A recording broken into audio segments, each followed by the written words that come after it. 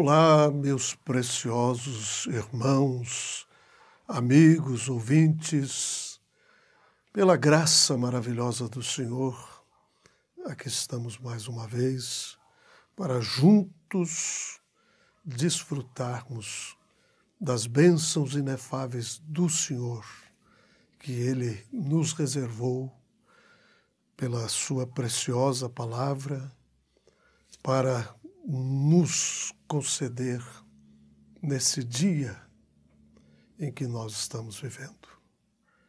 Verdadeiramente somos o povo hoje mais agraciado por sobre a face da terra. Deus tem nos dado um profeta, Deus tem nos chamado através desta mensagem precursora da sua segunda vinda. Nós estamos, nas últimas programações, meditando num tema muito tremendo, pois este grande mistério estava na mente do Senhor ainda antes da fundação do mundo. Mas Ele prometeu revelar todos os seus mistérios na voz do sétimo anjo. Apocalipse 10, do versículo 1 ao versículo 7, nós encontramos o cumprimento desta promessa para esta hora e esse tempo no qual estamos vivendo. Eu quero ler uma escritura com vocês que está em Isaías, profeta Isaías, no capítulo 7, e aqui nós temos o Senhor falando com Acaze e dizendo para ele pedir um sinal. Pede um sinal ou embaixo nas profundezas ou em cima nas alturas. Versículo 11. Acaze, porém, disse: não o pedirei, nem tentarei ao Senhor. Então ele disse: ouvi agora, ó casa de Davi, pouco vos é afadigardes os homens, senão que ainda afadigareis também ao meu Deus? Portanto, o mesmo Senhor vos dará um sinal. Eis que uma virgem conceberá e dará à luz um filho, e será o seu nome Emanuel.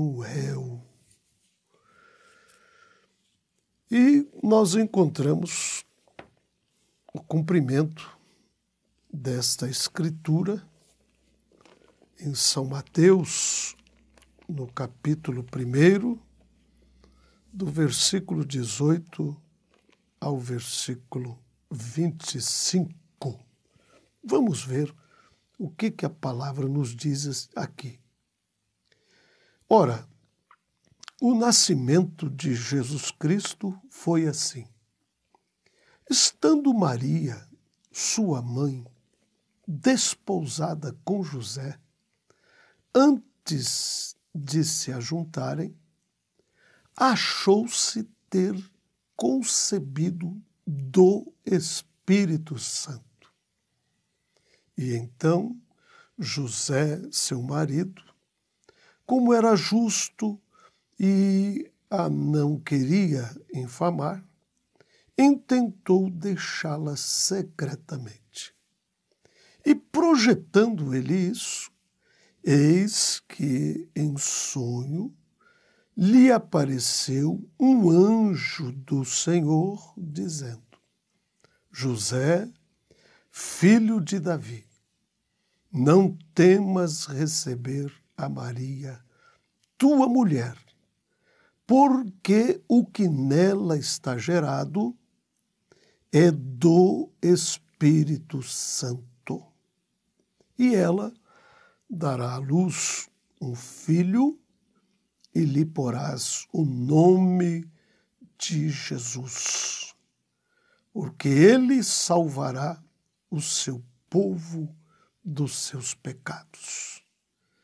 Tudo isto aconteceu para que se cumprisse o que foi dito da parte do Senhor pelo profeta que diz: Eis que a Virgem conceberá e dará à luz um filho, e ele será chamado pelo nome de Emanuel. Emanuel, traduzido, é Deus conosco. E José, despertando do sonho, fez como o anjo do Senhor lhe ordenara e recebeu a sua mulher e não a conheceu até que deu à luz seu filho, o primogênito, e pôs-lhe o nome de Jesus. Aqui está, e eu penso que nós não precisamos interpretar o que quer que seja, porque a Escritura responde à Escritura. Quero lembrar que a palavra, ela só tem um autor, e este autor é Deus, é o Espírito Santo. E eu quero, nesta programação, considerar com vocês este assunto que tem se tornado um tanto polêmico hoje. E sendo que Deus nos tem enviado um profeta nesta hora para nos trazer de volta a sua palavra original, sem nenhuma deturpação, eu quero considerar com vocês isto. Quem foi o pai de Jesus? Nós acabamos de ver aqui agora, nessa escritura de São Mateus, no capítulo 1, no versículo 18, a Bíblia dizendo que Maria achou-se ter concebido do Espírito Santo. Mas Jesus, ele próprio, afirmou que Deus era seu Pai. Deus, o Pai, e Deus, o Espírito Santo. Esse é um termo que comumente nós temos usado. E expressamos estes termos. Agora, através dessa leitura que nós acabamos de fazer da palavra, nós vimos que Maria concebeu do Espírito Santo. E nós sabemos de quem a mulher concebe. Obviamente, aquele é o Pai. Encontramos Jesus afirmando que Deus era o seu Pai. Portanto, nós podemos ver de uma forma muito clara que o Pai e o Espírito Santo são um. E nós encontramos o próprio Senhor Jesus dizendo que ele e o Pai eram um, não dois, apenas um. Então, isto claramente o constitui um único Deus. Aliás, se nós adoramos mais do que um Deus, nós somos pagãos e somos idólatras. E você sabe que o pecado da idolatria é a fornalha de fogo ardente. Agora, vamos voltar, através da Bíblia, lá no princípio, e nós vamos ver qual foi a revelação de Deus. Quando Deus, o grande Jeová, se manifestou a Israel, ele o fez numa coluna de fogo, como anjo do concerto. Ele habitou naquela coluna de fogo e dirigia o seu povo diariamente. Mas um dia ele foi manifestado em um corpo nascido de uma virgem que foi preparada ou preparado para ele. Então, aquele mesmo Deus que habitava naquela coluna de fogo, ele fez para si um tabernáculo de carne para que ele pudesse se aparentar conosco.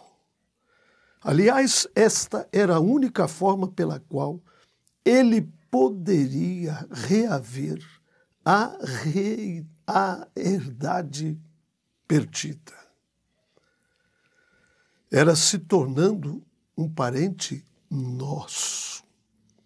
Então este Deus Todo-Poderoso, que habitava naquela coluna de fogo, fez um corpo de carne e habitou nesta carne. Mas isto não fez um outro Deus. Era o mesmo Deus se tabernaculizando, se tornando carne.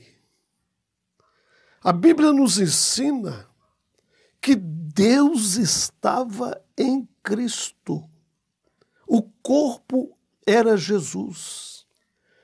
E neste corpo que foi preparado, habitou toda a plenitude da divindade. Eu penso que isso não pode ser mais claro. É um mistério? Sim, é um mistério.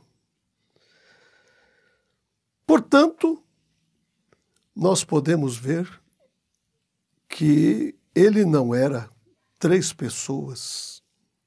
Ele não pode ser 3 agora. É apenas um único Deus. Este Deus que se fez carne.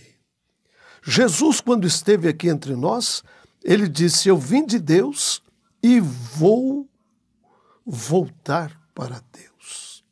São João 16, 27 e 28. Isto é exatamente o que aconteceu. Ele desapareceu da terra através da sua morte, do seu sepultamento, da sua ressurreição e a sua ascensão, e nós o encontramos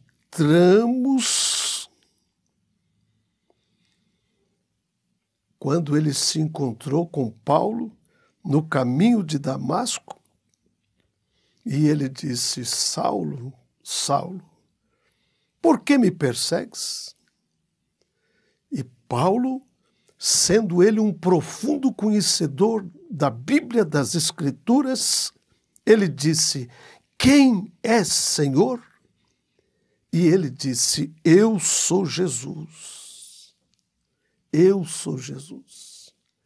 Então, ele havia voltado novamente à sua condição original. Eu sou Jesus. Para a surpresa de Paulo, nunca que ele poderia imaginar que aquela coluna de fogo, que ele sabia que era o Senhor, que era Deus, o Todo-Poderoso, Elohim, o existente de si mesmo, nunca que ele poderia imaginar que daquela coluna de fogo ele fosse ouvir: eu sou Jesus, eu sou Jesus, eu sou Jesus, a quem tu persegues. Então, ele era uma coluna de fogo, uma luz cegante. Ele havia voltado exatamente como ele disse que ele faria, de volta à mesma forma que ele era antes que ele se revestisse de um tabernáculo de carne. Isto foi exatamente como João viu. Deus nunca foi visto por homem algum, mas o Filho unigênito que está no seio do Pai, esse o fez conhecer. Note, João diz que ele estava no seio do Pai. São Lucas, no capítulo 2, no versículo 11, diz: pois na cidade de Davi vos nasceu hoje o Salvador, que é o Cristo, o Senhor. Ele nasceu o Cristo, e 8 dias mais tarde, quando ele foi circuncidado, ele foi chamado Jesus. Exatamente como o anjo lhe havia falado. Você se lembra de quando você nasceu?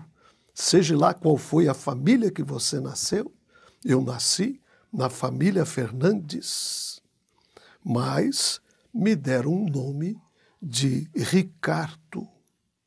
Ele era Cristo, mas lhe foi dado aqui embaixo entre os homens aquele tabernáculo exterior que os homens podiam ver, foi chamado Jesus. Ele era o Senhor da glória, o Todo-Poderoso manifestado em carne. Ele é Deus, Pai, Filho e Espírito Santo. Ele é tudo isto, meus queridos e amados irmãos, amigos e ouvintes. Pai, Filho e Espírito Santo são apenas títulos. Eles não são nomes.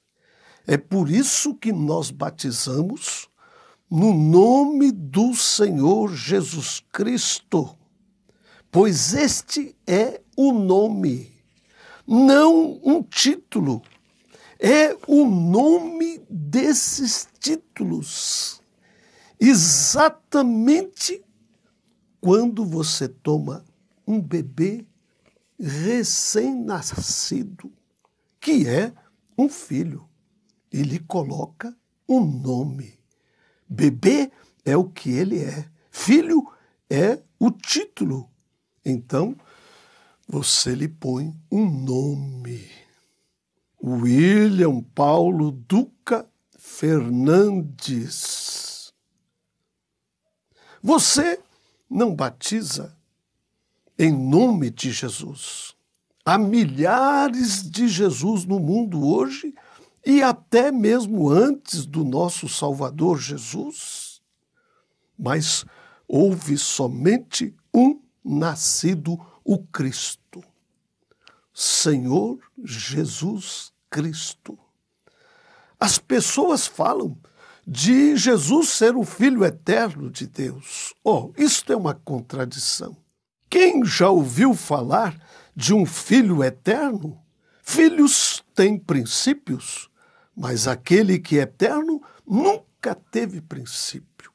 Ele é o Deus eterno, Jeová, que foi manifestado em carne. No Evangelho segundo São João, no capítulo 1, diz assim: no princípio era o Verbo, e o Verbo estava com Deus, e o Verbo era Deus, e o Verbo se fez carne e habitou entre nós. Ele era a verdadeira e fiel testemunha da palavra eterna do Pai. Ele era um profeta e podia dizer o que o Pai lhe havia ordenado a dizer. E ele disse: meu Pai está em mim, e isto é o que Jesus, o tabernáculo, disse: meu Pai está em mim, e é Ele quem faz as obras. Veja que coisa tremenda, meus amados, meus queridos e preciosos amigos.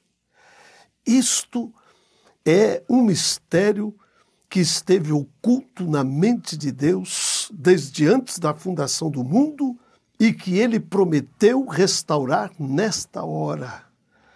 Através de Malaquias 4, eis que vos envio o profeta Elias, antes que venha o grande e terrível dia do Senhor, para restaurar novamente a fé dos filhos. Aquela mesma fé que tiveram os nossos pais pentecostais, que tiveram a igreja primitiva.